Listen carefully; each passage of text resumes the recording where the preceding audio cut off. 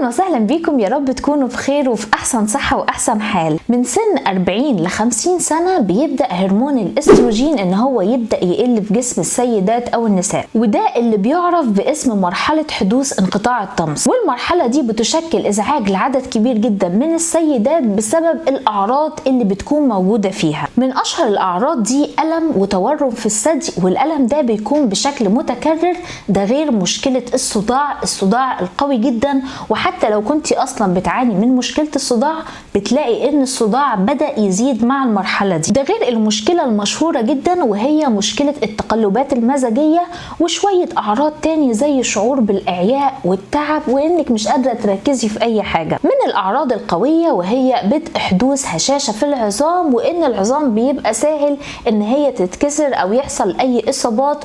واخر عرض وهو جفاف المهبل. وعلى فكره الاعراض دي مش بس مرتبطه بسن اليأس، هي ممكن تيجي كمان قبل سن اليأس، يعني مع بدء حدوث اضطرابات في الدورة الشهرية. علشان نتخلص من كل الأعراض المزعجة دي، أنا النهاردة هكلمكم عن أقوى عشبة موجودة على وجه الأرض علشان تعالج كل المشاكل دي. العشبة دي لو بدأتي تستخدميها بانتظام هتلاقي نفسك إن كل الأعراض دي بدأت تزول شيئا فشيئا. كمان هتحسي بحيوية وقدرة على الحياة وطاقة كبيرة جدا. ده غير إن العشبة دي هتديلك شوية فوائد قوية جدا تاني علشان تعالج مشاكل كتير في الجسم. هتلاقي ان شعرك بدأ يتحسن، بشرتك بقت احسن، كل الاعراض اللي انت بتعاني منها بدأت تختفي. العشبة القوية اللي هنستخدمها النهاردة اسمها زهرة الربيع المسائية، واحنا هنستخدم الزيت بتاعها او اللي هو البريموروز اويل. طيب تعالوا نعرف ازاي بيشتغل في الجسم. الجسم بتاعك بيحتاج لتوازن من العناصر الغذائية والاحماض الدهنية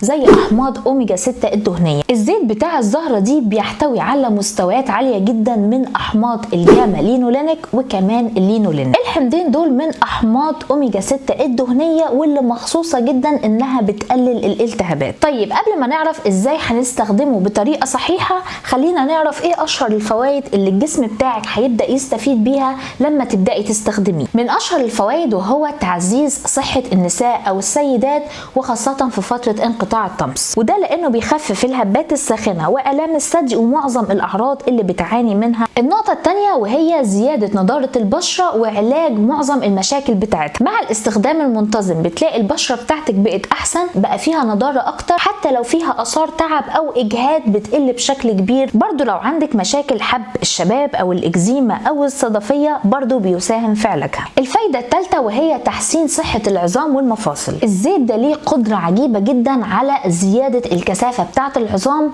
ومنع الخسارة بتاعة كتلة العظام مع التقدم في العمر. ده غير ان هو بيقلل فرصة الاصابة بهشاشة العظام، وكمان لو في عندك مشكلة التهاب المفاصل او التهاب العظام فهو بيقلل من الاعراض الظاهرة واللي بتكون مؤلمة جدا. من الفوائد الممتازة وهو تعزيز صحة القلب. الدهون الموجودة في زهرة الربيع المسائية بتساعد على زيادة صحة القلب وكمان تدفق الدم وتدفق الدورة الدموية. ده غير ان زيت زهرة الربيع المسائية بيساعد على منع تراكم الدهون في الشرايين، وبالتالي بتقل فرصة الإصابة بتصلب الشرايين وأمراض تانية زي ارتفاع ضغط الدم. من الفوائد الرائعة وهي المساهمة في السيطرة على مستويات السكر في الدم. هو بقى بيقلل من مستويات السكر في الدم، وحتى لو كان انت اصلا عندك مرض السكر وبتتعالجي منه فهو بيحمي الأعصاب بتاعتك من التلف، لأن دايما مرض السكر بيأثر على الأعصاب. من الفوائد الممتازة وهو تقليل الآلام أثناء فترة الحيض، وده لأن الزيت بينتج مركبات اسمها البروستاجلاندينز، ودي مسؤولة انها بتقلل كل الألم اللي بتعاني منه. اما اخر فايدة وهو علاج مشكلة تساقط الشعر وكمان زيادة النمو بتاعه. طيب تعالوا نعرف زيت زهرة الربيع المسائية ده هنلاقيه فين او هنستخدمه ازاي. طيب احنا هنستخدمه في شكل كبسولات.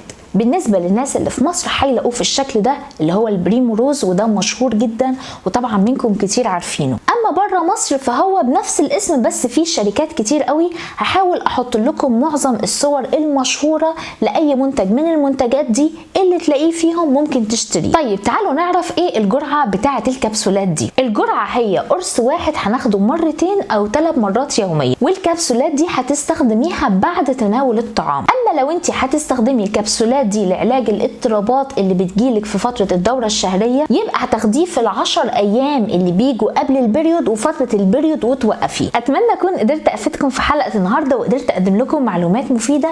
لو عجبتكم الحلقة ما تنسوش لايك الفيديو، سبسكرايب في القناة، واهم حاجة شاركوا الفيديو مع غيركم علشان اكبر عدد منه يستفاد.